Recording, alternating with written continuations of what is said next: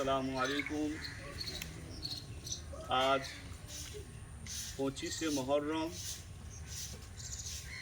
ইমাম জাইনুল আবেদিন সৈয়দুল সাজিদিন ওনার শাহাদাত উপলক্ষে আমাদের বিজয়পুর বেরেন্ডা হাউসগ্রাম পূর্ব বর্ধমান ওয়েস্ট বেঙ্গল থেকে একটি সাবিলের ব্যবস্থা করা হয়েছে।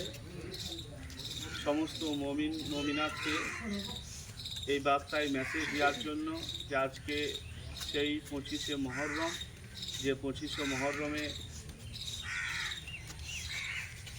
চতুর্থ